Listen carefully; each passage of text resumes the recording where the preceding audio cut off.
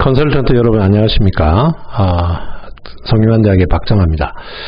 우리가 원래는 오프라인에 모여서 올해 컨설팅을 위해서 좀 같이 고민하고 토론하고 해야 되는데, 컨설턴트 연수의 중요한 의의가 사실 일방적인 어떤 지식의 전달이 아닌데, 그날 코로나 때문에 이렇게 온라인으로 녹화를 해서라도 여러분과 만날 수밖에 없는 상황이 돼서 굉장히 안타깝습니다. 사실 제가 맡은 이 주제가 올해 컨설팅에서 굉장히 핫 이슈가 될 가능성이 있고, 저희가 모여가지고 합의하고 토론하고 또 합의하고 또 지혜를 모아보고 이렇게 해야 될 주제인데, 지금 그러지 못하다 보니까 제가 일단 발제 차원에서 던지고요.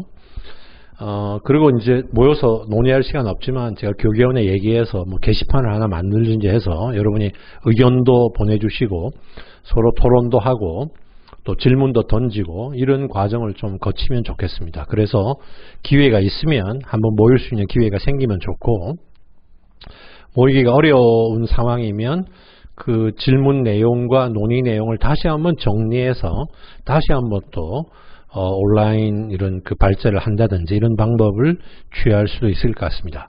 제가 맡은 주제는 화면에 나오듯이 대학 기본 역량 진단과 교양교육 이런 주제입니다. 아마 자료로도 첨부돼서 여러분께 나갔겠지만, 올해 이제 대학들이 대학 기본 역량 진단을 준비해야 되는 상황이고, 또 대학 기본 역량 진단도 여러 면에서 또 그 발표 과정에서 우여곡절이 있었지만 여하튼 시행될 거는 거의 분명하니까요. 그리고 기본 역량 진단에 나와 있는 교양교육 부분이 올해는 아무래도 저희가 컨설팅을 가면 그와 관련해서 질문을 해주시고 그와 관련해서 어떤 자문을 원할 경우들이 많아질 것 같습니다. 심지어는 컨설팅을 신청하는 것조차도 바로 저 대학 기본 역량 진단과의 맥락 속에서, 그러니까 물론 교육의 진정성도 있을 수 있겠죠. 우리 대학 교양교육이 잘 돼야 되겠다. 아니면 저기에 이제 항목을 보면 어떻게 개선했냐, 개선의 근거가 뭐냐 이런 걸 적어야 되니까 컨설팅 결과 그렇게 했다 이런 걸 적기 위해서라도 신청하는 대학들이 있을 것 같고, 특히나 현재 녹화일 기준으로 보면 심화 컨설팅 신청한 대학들이 많다고 합니다.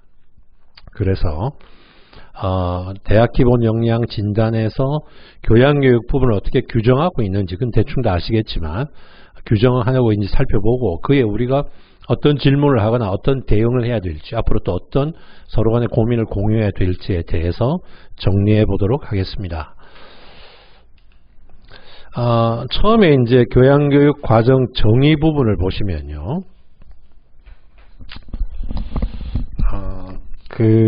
각 대학의 어느 대학 교육과정에 포함되어 편성 운영된 교양교육 과목으로 학점당 매학기 15시간 이상 운영되고 학점이 부여되는 강의 중 교양과정으로 분류되는 일체의 교과목을 대상으로 함.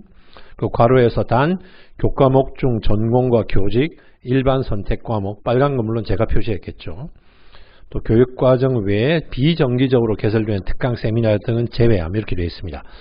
물론 이제 이렇게 이게 한번 수정된 건데, 수정되는 과정에 교양교육학회, 교기원 그리고 협의회 등에서 문제 제기하고 또 공문도 보내고 이런 과정이 있었죠. 그건 우리가 여기서 지금 설명할 필요는 없고, 현재 발표된 정의나 기준에 따를 때 컨설팅 가서 저희가 어떻게 해야 될지 이게 이제 문제가 되니까요.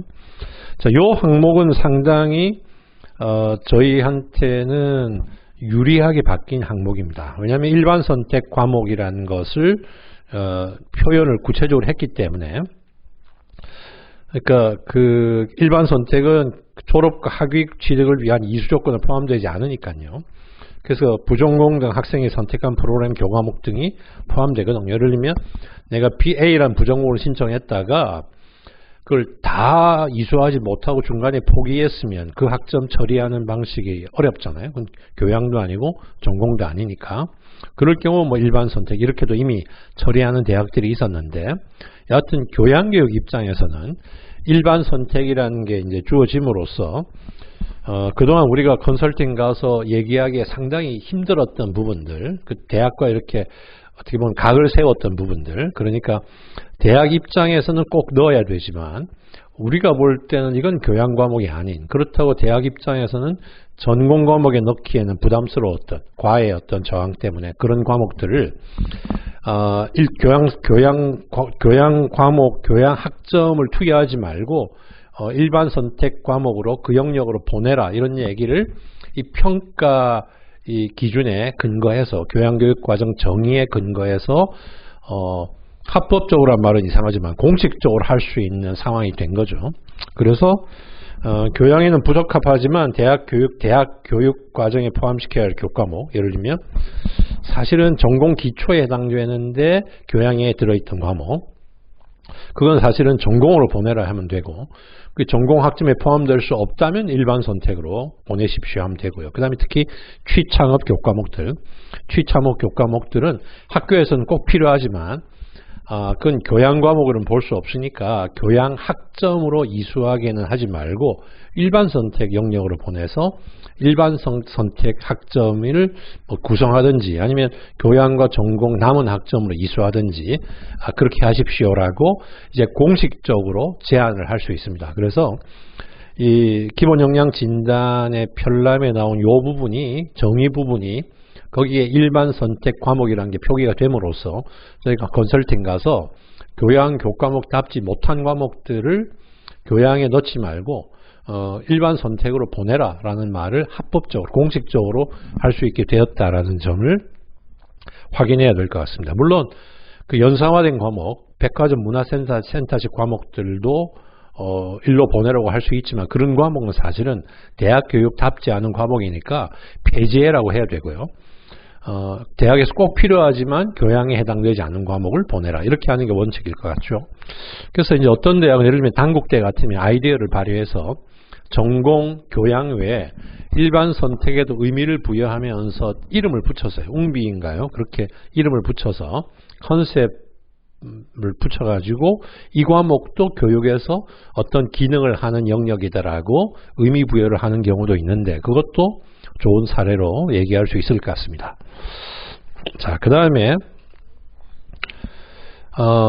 진단 요소 및 진단의 주안점 부분에 보시면 핵심 역량 제고를 위한 교양교육과정 구축 운영이라는 얘기가 나오고요.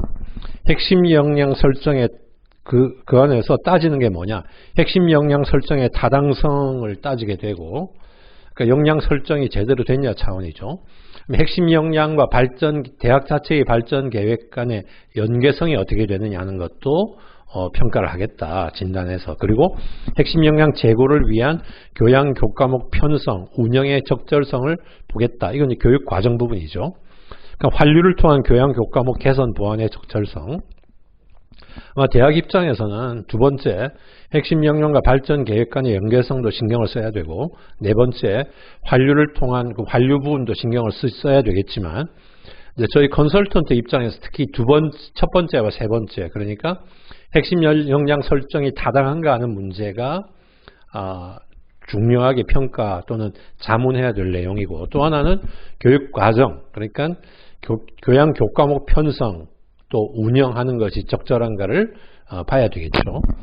그러니까 아마 우리의 원래 지금까지 했던 이 컨설팅 지침에 따르면 역량 설정 타당성은 교육 목표 쪽에 해당되는 거고요. 그 다음에 교육 과정과 교과목 쪽이 교과목 편성에 해당되는 거고, 행정 지원 이 부분이 운영에 해당되는 거라서 핵심 역량 설정의 타당성, 교과목 편성 및 교과목 자체의 성격, 그리고 운영, 요게 1, 2, 3, 4영역으로 대응되기 때문에 그렇게 전체적으로 역량과 관련돼서 컨설팅을 해줄 수 있다라고 생각해야 될 것 같습니다. 그 다음에 이제 이 문제의 핵심 역량 그 설정과 관련해서는 미리 말씀드리자면 여기는 빠져 있지만 전공과 비교과 사이의 연계 문제도 우리가 컨설팅 할 때 반드시 논의를 해야 될 부분입니다. 왜냐하면 이게 이제 올해 그 자료를 보신 분은 알겠지만 전공은 전공 능력을 나오고 교양은 핵심 역량을 나와 있어서 이게 이제 대학 입장에서는 헷갈릴 수 있는 거죠. 이제 전공 능력의 규정도 보면 사실은 역량 규정과 유사하기 때문에 정상적이라면 대학 전체의 핵심 역량을 규정하고 그 다음에 그 핵심 역량에 따라서 핵심 역량 중에서 교양이 담당할 수 있는 부분 또 교양이 어느 만큼 담당하는지 전공이 어떤 역량을 어느 만큼 담당하는지가 분담되고 그 다음에 정규적인 교양 교육과정,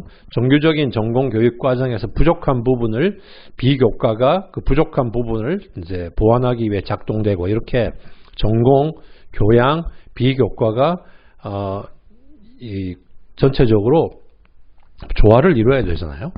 따라서 대학이 전체 대학의 핵심 역량을 선정했던 지금까지의 과정을 그대로 두고 또 그것을 좀 개선하고 그 중에서 교양교육이 담당해야 될 부분이 어느 만큼이고 어떤 역량이 어느 만큼이다라는 걸 분명하게 설정해서 그걸 교양의 목표로 교양이 염두에 두는 핵심 역량으로 설정해야 되겠죠.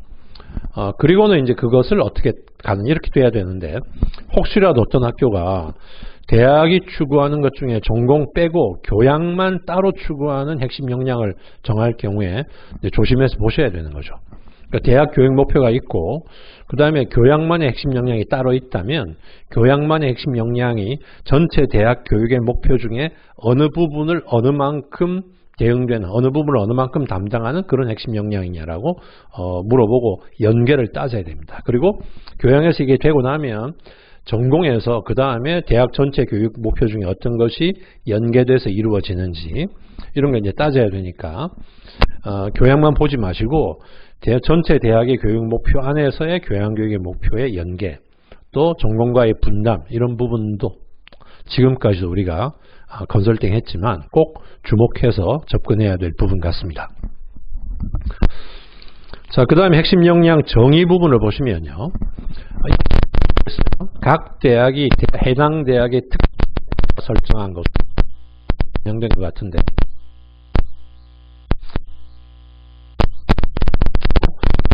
사실 일반 대학 산들이 대학 특성이 분명하지 않잖아요. 대학 특성을 어떻게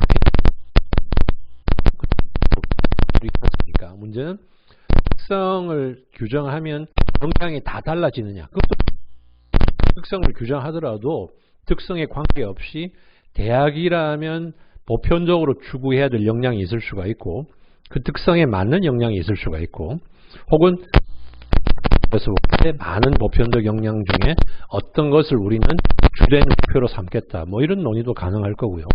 특근 되는데 그러니까 특성과 역량과의 연계도 또 논리적인 연관도 우리가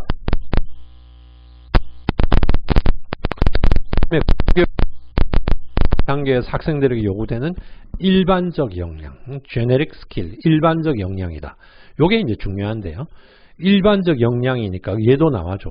비판적, 창의적, 종합적 사고력, 또 의사소통 능력, 자기주도적 학습 능력, 협동 능력, 문제 해결력, 신체적, 정신적 건강관리 능력, 반성적, 통합적 학습 역량 등을 얘기한다.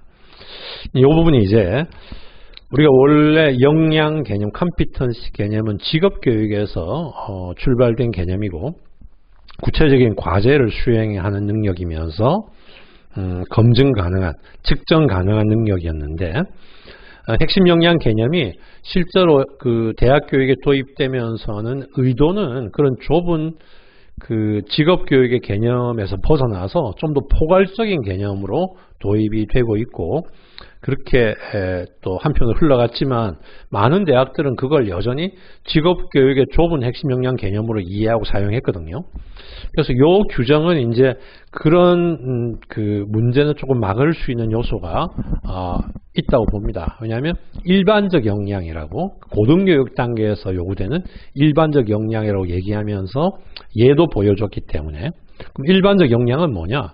제네릭 스킬이라는 건 특정 전공이나 특정 직업에 국한되지 않고 보편적으로 평생 사용할 수 있는 역량을 의미하는 거죠. 제가 교수를 하다가 직업을 바꿔서 예를 들면 다른 직업을 갖더라도 그건 사용될 수 있는 역량, 그렇게 돼야 일반적 역량 아니겠어요? 따라서 교양교육의 목표로서 이런 것들, 직무 역량 들어올 수 있을까요?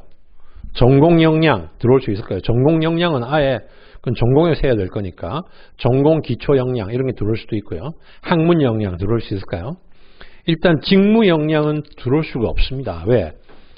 직무 역량이 우리 전문대에는 관련되지만 직업 기초 능력에 해당하는 거라면 그거는 일반적인 그 역량인데, 그럼 굳이 직무 역량이라는 표현을 쓸 필요가 없죠. 그건 보통 기초 역량 이렇게 표현하거든요. 그러니까 직무 역량은 특정한 직업이나 특정한 일을 할 때 필요한 역량인데, 그럼 일반 역량이 아니죠. 그러니까 직무 역량이 가진 일반성은 누구나 자기 일에 맞는 역량을 가져야 된다. 누구나 갖춰야 된다는 점에서는 일반성이 있지만 사람마다 그 역량의 내용이 다 다르기 때문에 일반 역량이라 볼 수 없는 거죠. 일반 역량은 그 역량이 사람마다 다른 게 아니라 누구한테나 어느 직업에서나 필요한 역량이니까, 구체적인 주로 전공과 관련된 건 직무 역량인데, 직무 역량은 교양교육의 목표가 될 수 없고요. 전공 역량 당연히 전공의 역량이고, 전공 기초에 해당되는 것은 애매할 수 있는데, 전공 기초도 그 전공에만 필요한 기초는 일반 역량이 아니겠죠. 다른 전공한테도 필요한 이제 역량이 돼야 전공 기초가 되니까, 전공 기초는 사실은 전공을 불문한 기본적인 학업 능력이 되거나, 아무리 양보해도 인문사회 영역에서 필요한, 공통적으로 필요한 기초 역량, 또 자연과 공학 영역에서 공통적으로 필요한 기초 역량, BSM, 그거는 일종의 일반적인 역량으로 우리가 어느 정도까지 들여올 수 있지만, 특정 전공이나 몇몇 전공의 기초가 되는 역량, 이거는 이제 일반적 역량이라 할 수 없으니까 일반적 역량이란 말을 기준으로 그런 부분은 문제를 제기하셔야 되죠. 학문 역량은 어찌 보면 보편적인 것처럼 보이지만, 이 말 자체가 좀 이상하지만 그래도 학문에 접근할 수 있고 학문을 이제 할 수 있는 역량이잖아요. 그럴 경우에도 학문 역량이라는 말을 성립하더라도 그게 일반적 역량이 되려면 좁은 전공 학문 한두 개를 하는 것만으로는 일반적 역량을 갖췄다고 볼 수 없잖아요. 그러니까 기초학문을 영역별로 다양하게 접근하는 방식이면 학문 역량이라는 걸 목표로 인정해 줄 수 있지만, 이름은 학문 역량이지만 사실은 몇몇 소수의 전문 과목에 대한 기초만 따지고 있으면 일반 역량으로 볼 수 없다고 문제를 제기해야 되겠죠. 그래서 이런 부분에 대해서 우리가 좀 민감하게 접근할 필요가 있고요. 특히나 역량을 정의하고 설정할 때 우리 교양교육 표준 안에 교양기초교육의 목표들 부분에 6개인가 있는데, 그 6개인가 부분이 지금 여기 말하는 일반적 역량의 또 다른 예들입니다. 겹치는 것도 있고요. 그런 것들이 기본적인 거다. 보편적으로 교양교육이 추구할 수 있는 일반적인 역량이다라는 걸 지적해주고, 당신 대학의 특성에 따라서 그 중에 어떤 것을 더 강조해서 선택할 수 있겠다, 이렇게 설명을 해주는 것이 하나의 방법일 것 같습니다. 자, 다음으로 그 핵심 역량 설정의 절차와 방법에 대한 규정이 들어 있습니다. 대학의 인재상, 그와 연계, 산업 수요, 사회적 흐름 등 대내외적 여건을 분석하고 학생 요구 분석 등을 그걸 고려해서 발전 계획과 연계성이 포함되어 있어야 된다, 이거죠. 그러니까 대학 인재상하고 역량이 일치하느냐, 또 산업 수요나 사회적 흐름 등의 대내외적 대외적이죠. 이건 인재상은 대내적이라면 그런 여건도 반영되어 있느냐, 또 학생 요구도 분석해서 반영하고 있느냐, 이건 이제 따져야 되는데, 특히 학생 요구 분석에서 우리가 고민해야 될 건, 많은 경우 보지만 학생이 원하는 걸 그냥 받아들이면 안 되고, 사실은 학생의 대학이니까 지적 요구를 적절하게 수용하느냐는 부분에 접근을 해야 합니다. 지적 요구. 그동안 하셨던 것처럼 하면 될 것 같고요. 특히 이 부분에 대해서 우리가 꼭 지적해야 하고 물어봐야 될 건 설정이니까, 누가 어떤 과정을 통해 설정했는지를 질문하고 따져볼 필요가 있습니다. 왜냐하면요, 그 핵심 역량을 저런 과정을 거치려면 상당한 기간 연구를 해서 상당한 기간 고민을 해서 또 학교의 교육 목표니까 학내 구성원들의 어떤 의견을 모아서 일치를 이뤄서 컨센서스를 바탕으로 사실은 설정해야 적절한 방법이잖아요. 제가 한 10년 가까이 전에 10년 전쯤에 호주에 가니까 시드니 대학은 시드니 대학의 일종의 핵심 역량 애트리뷰트라고 표현하는 데를 설정하는 과정이 7년 걸렸대요. 바텀업적으로 교내 구성원들의 합의를 모으는데 우리나라 경우는 많은 경우 몇 사람이 밀실에서 마치 모세가 십계명 받듯이 그냥 하는 경우들이 많거든요. 그것도 뭐 한동안은 그런 게 인기였잖아요. 이렇게 알파벳 이름 맞춰가지고 알파벳 단어가 뭔가 이름이 되고 그 단어 하나하나다가 역량을 붙여가지고 그런 자기적이고 인위적인 것 말고 실제로 진지하게 정말 진정성이 있는 교육 목표로서 고민하고 논의하는 과정이 있었는지를 봐야 되기 때문에 누가 어떤 과정을 거쳐서 그 과정에는 설정 방법, 설정을 위해 들인 시간과 노력이 다 포함되겠죠.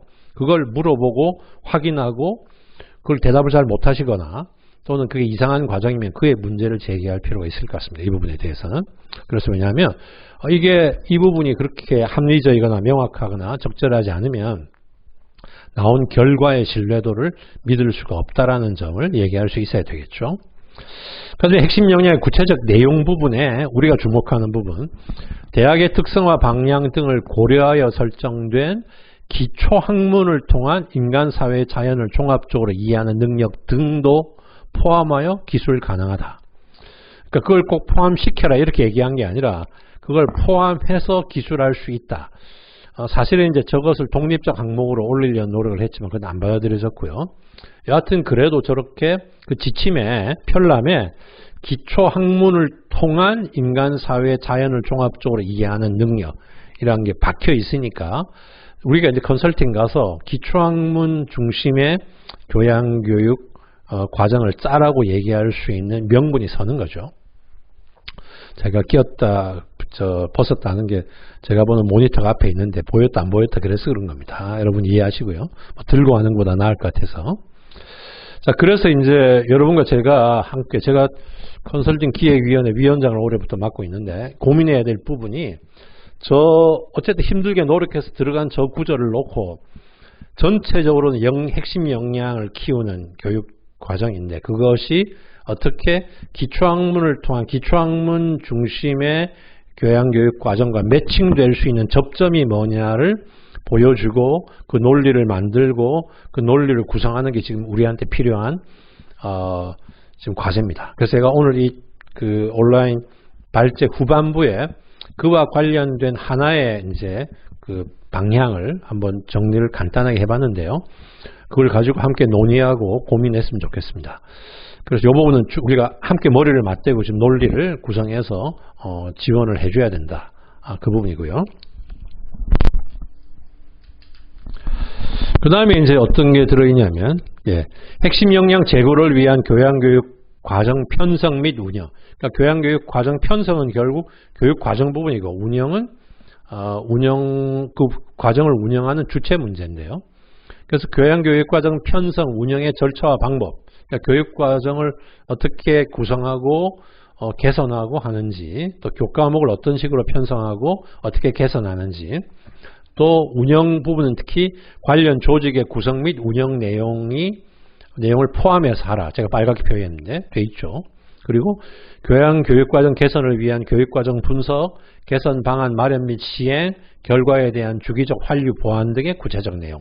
그러니까 이제 각 대학의 컨설팅 받는 것도 저 항목과 관련된 실제로 채울 내용을 실천하는 상황이 되는 거죠.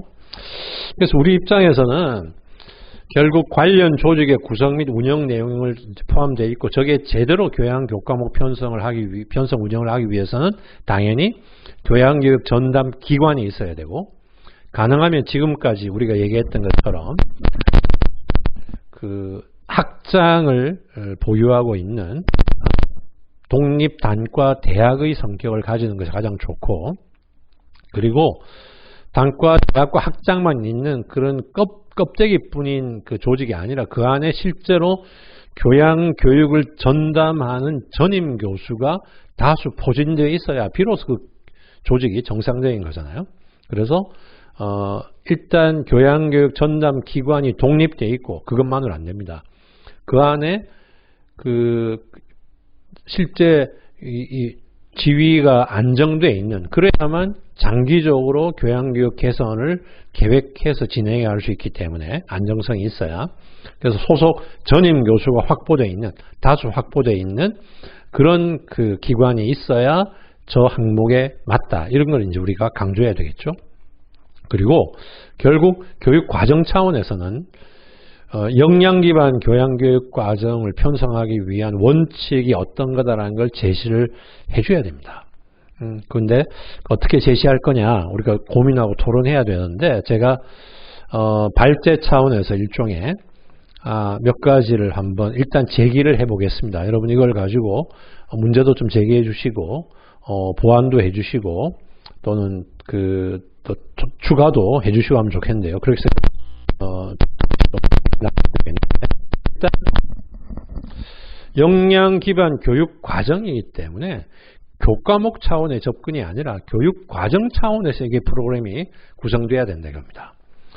그건 실제로는 좀 일단 간단히 언급하겠지만, 역량이라는 것 자체가 구성층위가 복합적인, 왜냐하면 역량들을 설정해 놓으면 역량들이 동일한 레벨, 동일한 수준이 아니죠.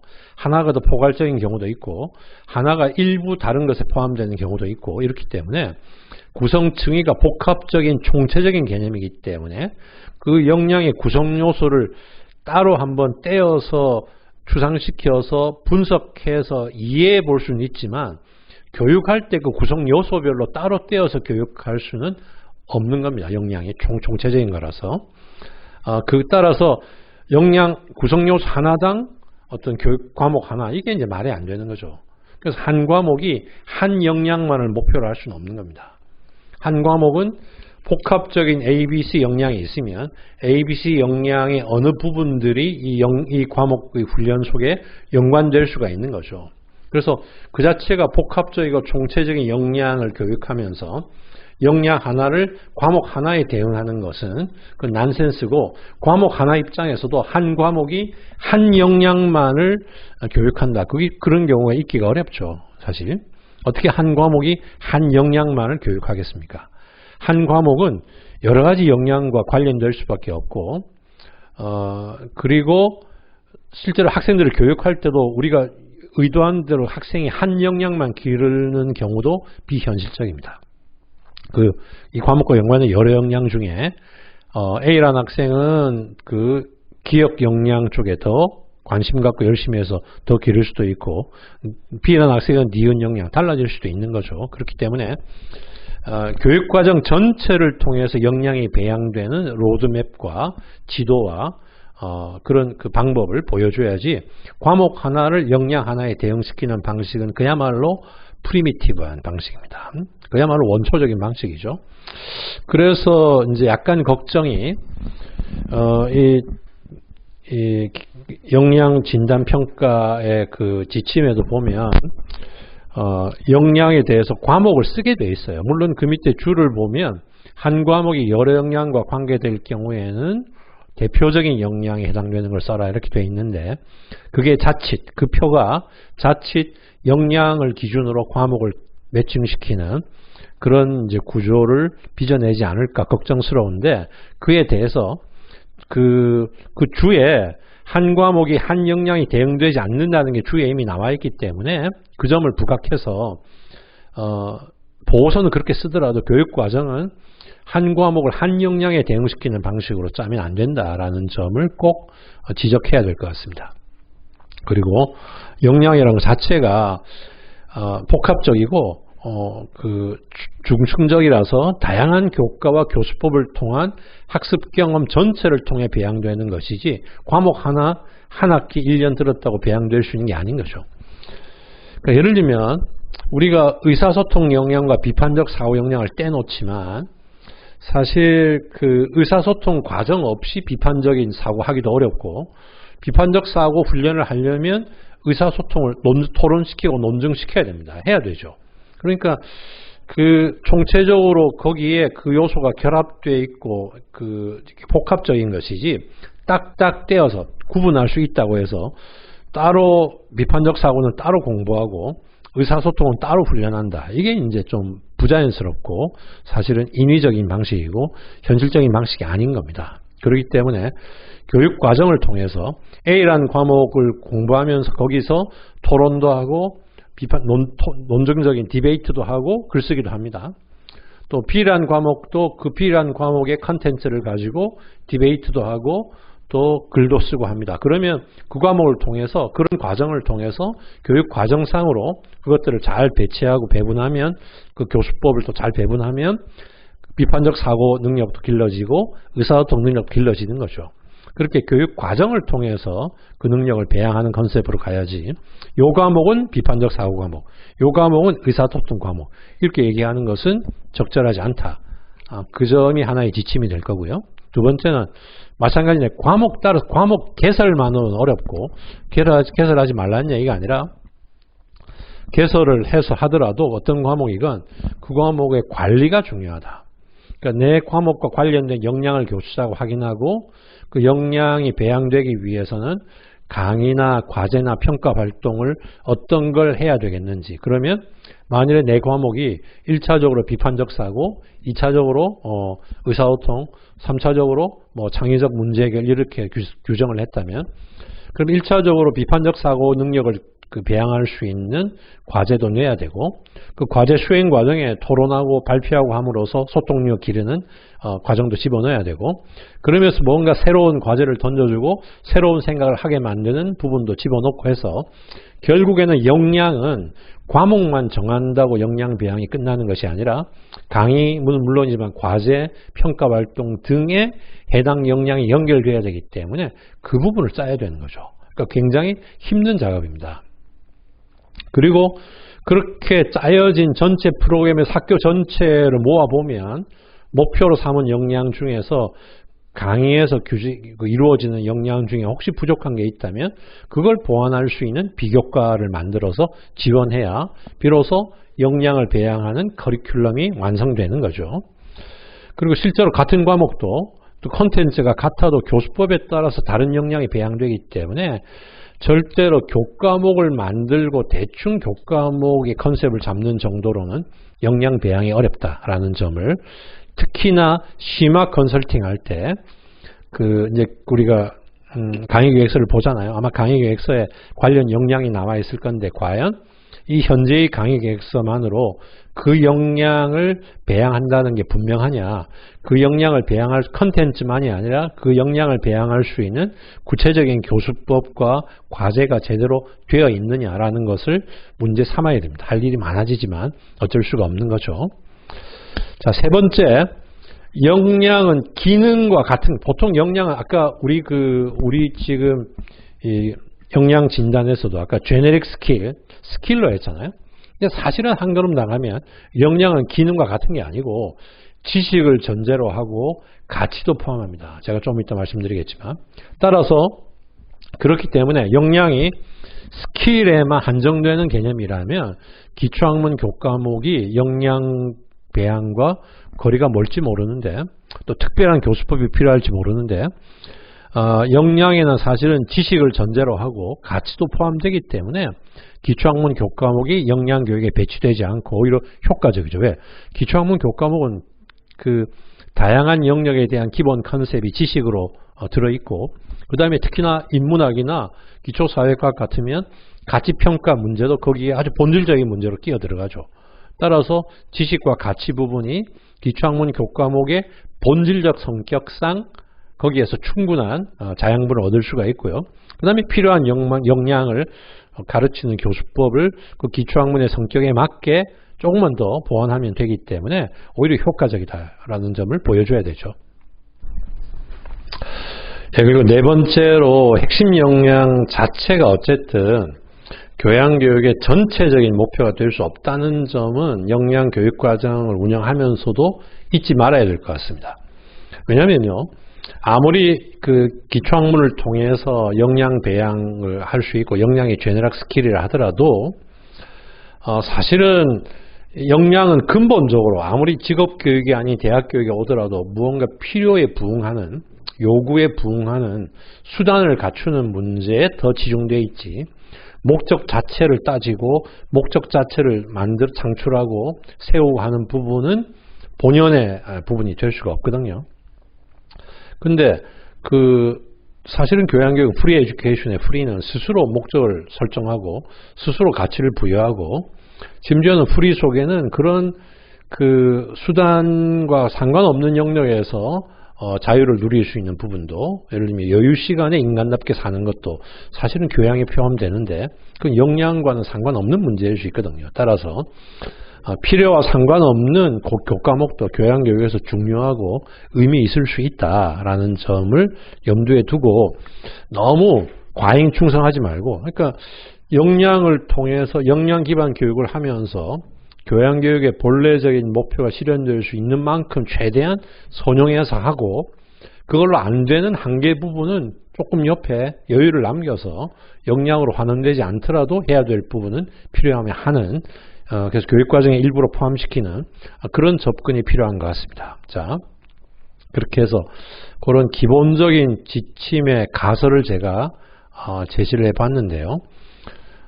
요거를 조금 좀 설명 정당화하기 위해서, 그러니까 예를 들면 교육 과정을 통해 구성되어야 된다라는 것도 그렇고, 그 다음에 교육 과정을 통해서 또 교수법을 통해서 다양한 학습 경험 전체를 통해서, 그다음에 지식 전제가 필요하다라는 거, 그 다음에 교양교육 목표가 역량이 아무리 선용돼도 전체가 다 커버할 수는 없다. 자, 요 정도일 건데요. 총체성, 역량의 총체성, 복잡성 얘기부터 좀 했으면 좋겠는데요. 그거는 이제 앞에 교육 과정에서 구현해야 된다는 부분과 관련된 거죠. 우리가 역량 문제가 많이 부각된 게 OECD가 핵심 역량, Key Competency 얘기를 하면서잖아요. OECD가 이미 이 얘기를 할 때도 뭐라고 했냐면요. 역량은 단순한 기능이나 인지적 차원이 지식이잖아요. 단순한 기능이 이제 스킬입니다. 단순한 스킬이나 knowledge에 국한되는 개념이 아닌 좀 더 총체적인 개념이다. 인지적인 기능, 지식도 포함하지만 태도, 동기, 가치 등을 아우르는 개념이다. 이렇게 얘기하거든요. 태도, 동기, 가치가 들어가는 거고, 그래서 역량 발현 과정은 역동성인 복합성을 가진다.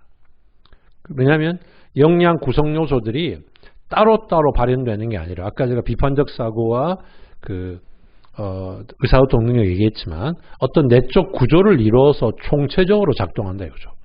그러니까 역량들 요소 사이의 관계 속에서 개별 역량 요소를 이해해야지, 개별 역량 요소 하나를 떼내가지고 보는 것은 곤란하다. 이런 식의 얘기를 이미 하고 있었습니다. 따라서 구성 요소 하나하나를 떼내서 교육하는 접근법은 바람직하지도 않고 가능하지도 않다는 게 이미 OECD 핵심 역량의 개념 속에서는 함축되어 있었고요. 복합적이라는 것 때문에. 그리고 함께 복합적으로 구조적인 복합성을 속에서 작동된다는 얘기였기 때문에, 그리고 동일한 학습 과정을 거치면 누구나가 동일한 역량을 개발할 수 있다는 것도 오류다 이거죠. 왜? 학습 과정이 같아도 그 사람들 개인마다의 복합성의 차이, 중증성의 차이, 총체성의 구성 차이 때문에 각기 다를 수 있다. 예를 들면 동기가 다르면 다른 결과가 나오게 되고요. 또 태도가 다르면 다른 결과가 나오게 되고 하니까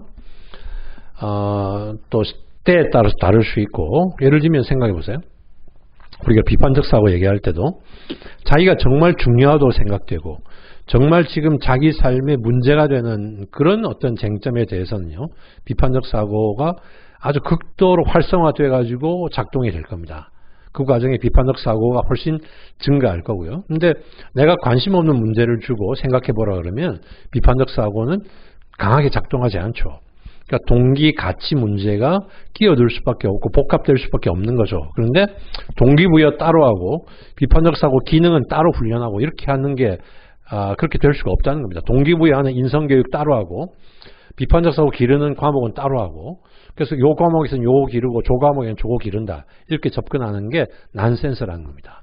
그러니까 한 과목 안에서 이 과목에서도 몇 개가 함께, 저 과목에서도 몇 개가 함께. 근데 그걸 잘 디자인해서 그런 교육과정 전체를 통해서 요구되는 역량이 길러지도록 이렇게 이제 디자인을 해야 되는 거죠.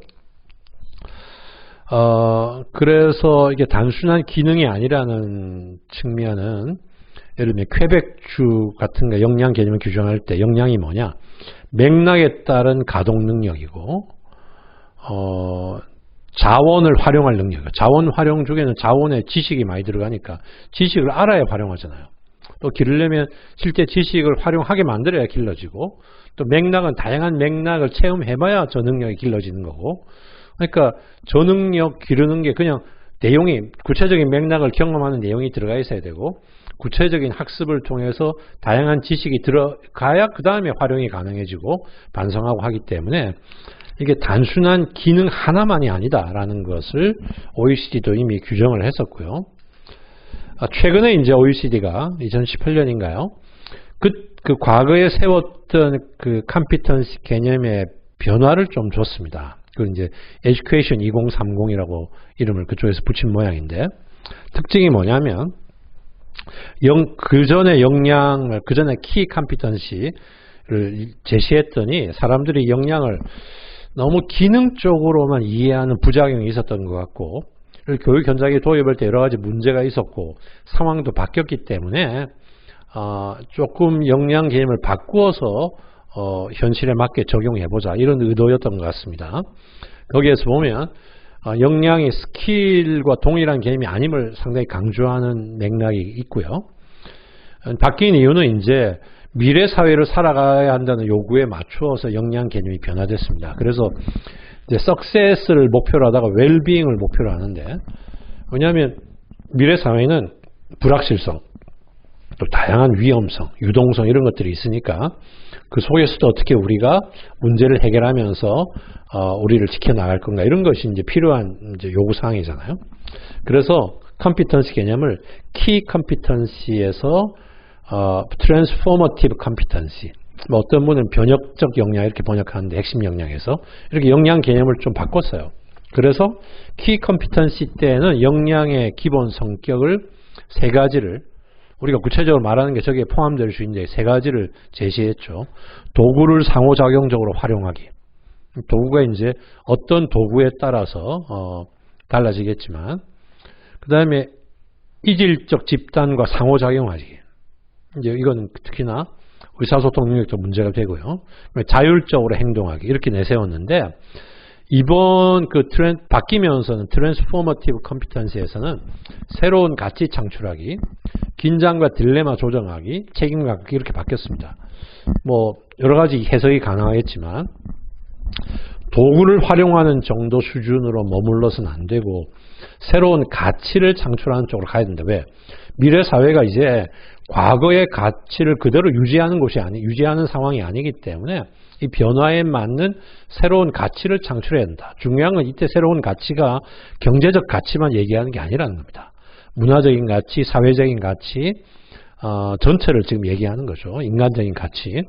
그래서 그런 좀 더 적극적인 요소가 그런 역량이 필요하다라고 규정이 되고, 그 다음에 이제 두 번째도 과거에는 상호작용하기는 이질적 집단, 긴장과 딜레마 조정하기.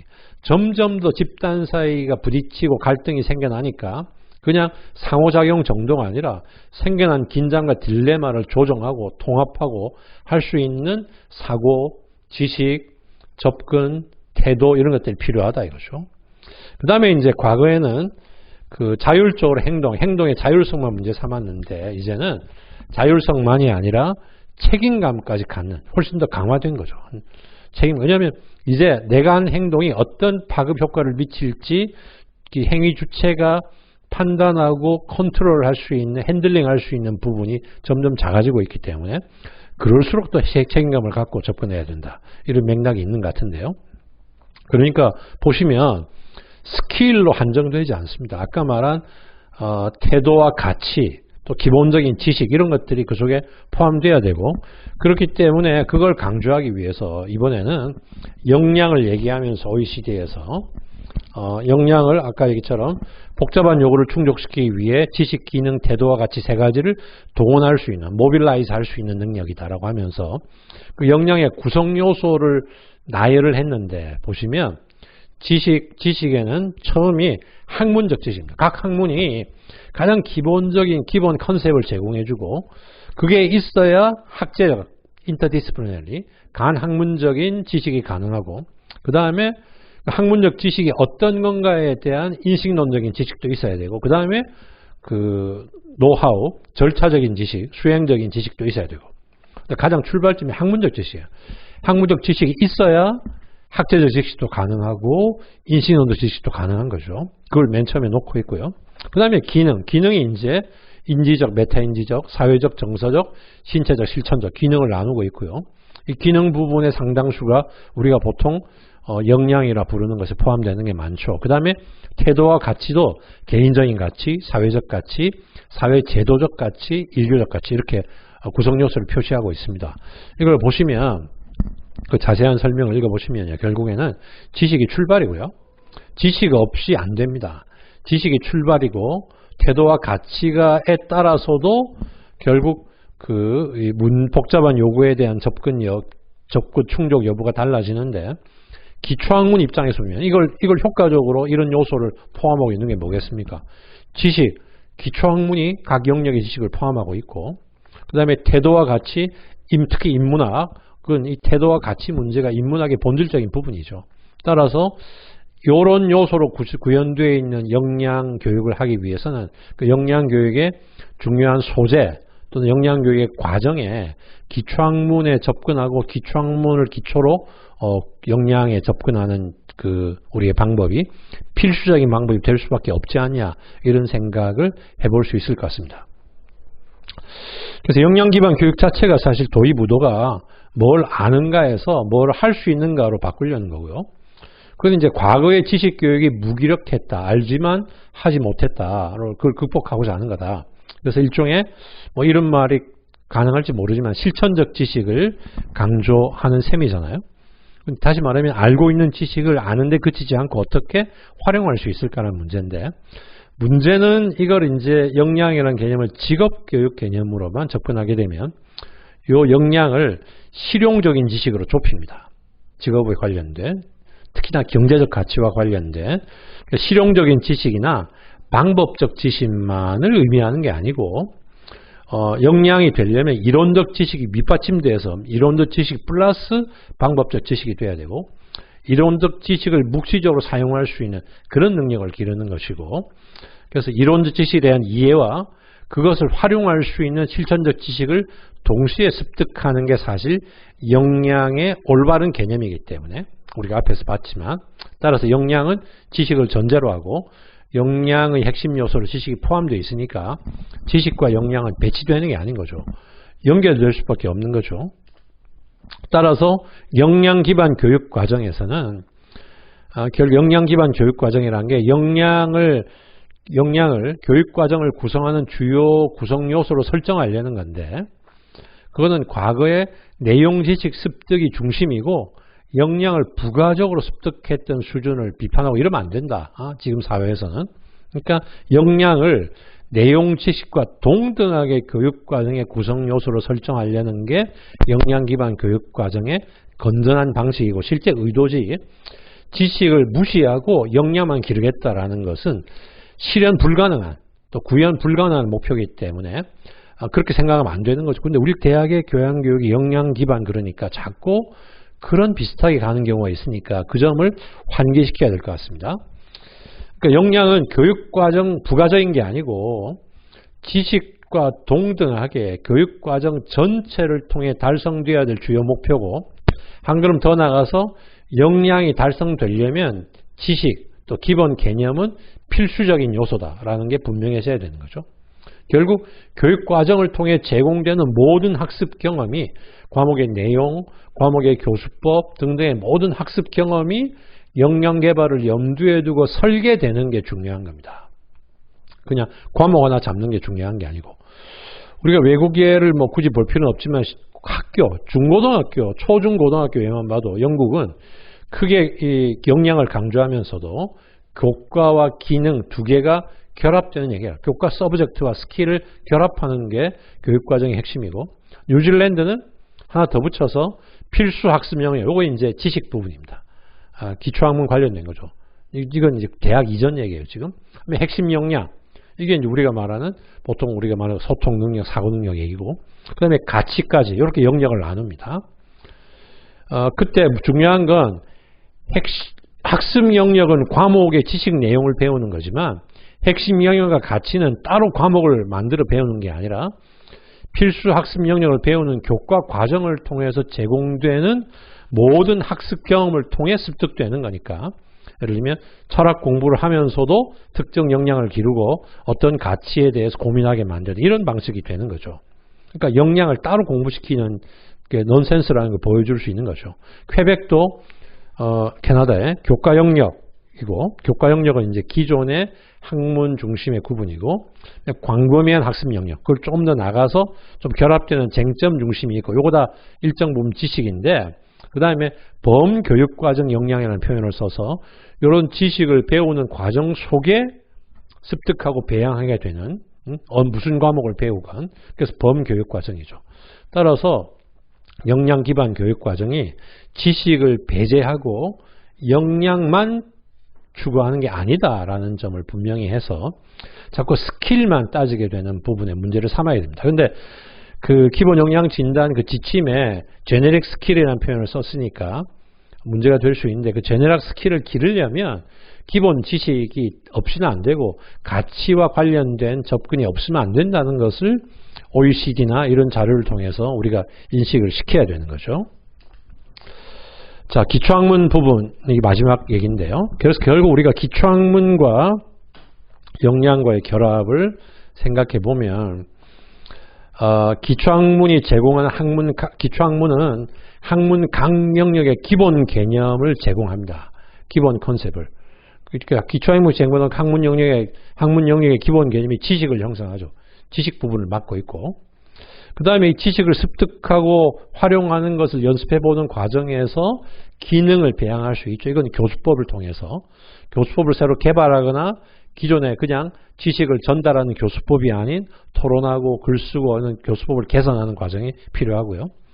그 다음에 가치지향은, 가치 부분은 기초학문의 본원적 특성입니다. 인문학은 더더욱 그렇고, 따라서 역량이라는 것이, 역량이 구성하는 요소가 스킬만이 아니라 지식과 가치까지가 복합적으로 결합될 수밖에 없는 것이라면, 기초학문이야말로 역량 기르는 가장 전형적이고 모범적인 수단이 될 수 있는 거죠. 그래서 기초학문 중심의 역량 교육이 얼마든지 가능하고 실제로 필요하다는 겁니다. 그 다음에 이제 마지막 하나 사족을 붙일 것은, 문제는 기초학문도 아는데 끝나지 않고 무엇인가를 할 줄 알게 합니다. 예를 들면 인지적 이해를 토대로 해서 현상을 과학적으로 볼 수 있게, 또 어떤 학문을 통해서는 총체적으로 볼 수 있게 만들어주죠. 따라서 안다고 할 수 있는 것이, 안다고 할 수 있는 게 반드시 안다고 해서 반드시 할 수 있다는 것이 보장되지는 않지만 그럴 수 있게 가르치면 되거든요. 물론 그때 할 수 있다는 것이 지금의 그 제네릭 스킬이라는 역량 개념에 해당되는 것도 있고 해당되지 않는 것도 있을 수 있어요. 그러니까 그 실제적인 유용소만을 가지고 좁게 그 목표를 세우면, 그러니까 역량을 직업교육의 역량 개념으로 좁히면 기초학문은 무용해 보일 수 있습니다. 근데 역량 자체를 조금만 넓혀도, 아까 OECD 보셨지만 조금만 넓혀도 기초학문이 무용하지 않고 중요한 교육 과정이 되고요. 더군다나 예를 들면 현상을 이해하고 설명하는 것도 사실은 실제적인 유용성은 갖지 않지만, 내가 나 삶의 의미를 찾고 내가 인간다운 삶을 살기 위해서는 인간과 관련된 현상, 사회 자연을 이해하고 설명함으로써 전체를 볼 수 있는 안목을 갖춰야 나한테 어떤 문제가 생겨도 그 문제의 의미를 찾을 수 있고, 나한테 어떤 문제를 생겨도 내가 인간다운 삶을 살기 위해서는 그 문제를 어떤 식으로 해석하고 접근해야 될지를 알 수 있잖아요. 그렇기 때문에 설사 실제적 유용성을 갖지 않더라도 그 현상을 이해 설명하는 게 중요합니다. 그리고 때로는 또 다른 유용성의 의미를 가지거나 그렇지 않더라도 독자적인 가치를 가진다고 볼 수 있죠. 그렇기 때문에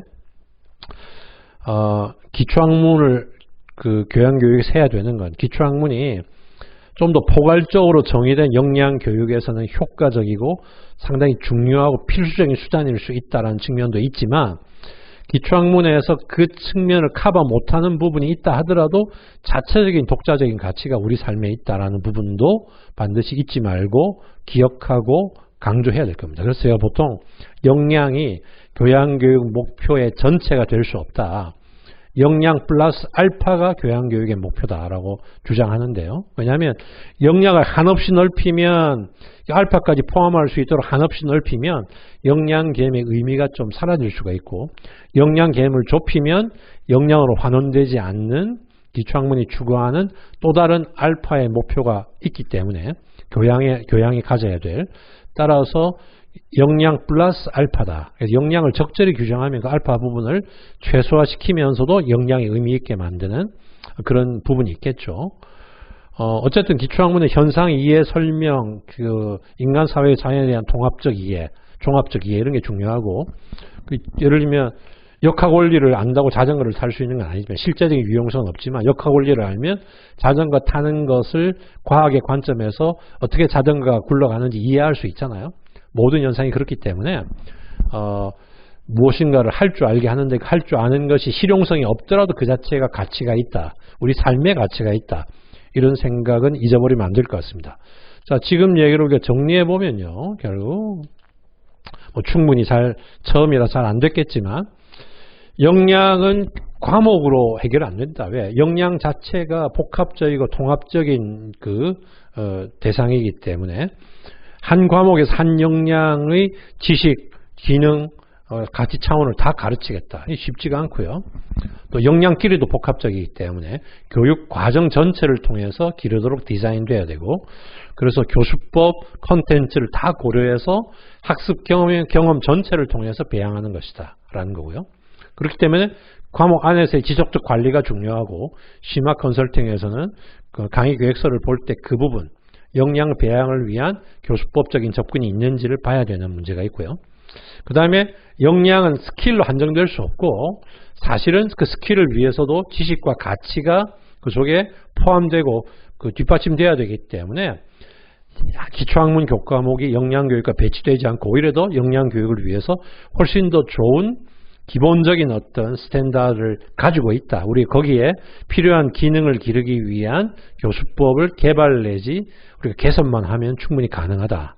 이미 준비되어 있다라는 것을 강조하고요. 또 역량 교육으로 환원되지 않는 교양교육의 목표가 있을 수 있다라는 정도. 자, 이 정도가 제가 일단 지금 시점에서 제안을 드리고자 하는 일종의 지침인데 발제니까 이걸 바탕으로 여러분이 좀 더 보충도 하시고 또 수정 제안도 하시고 하셔가지고 우리의 의견을 모아서 올해 컨설팅에 좀 건설적으로 참여해서 역량 진단과 관련된 구체적인 요구를 좀 현명하게 대처하는 그런 올 한 해가 됐으면 좋겠습니다. 여러분 좀 온라인이기 때문에 자유롭게 하면서 하려고 했는데 이 녹화하는 장소가 이게 대기업인데요. 앉아서 딱 마이크 들고 해야 되는 구조라서 뭐 쓸 것도 없고 하니까 뭐 그냥 지루하게 진행이 됐습니다. 우리가 좀 더 그 활발한 논의를 하여튼 기회 있을 때마다 앞으로 할 수 있기를 기대하면서 이걸로 제 발제는 마치겠습니다. 감사합니다.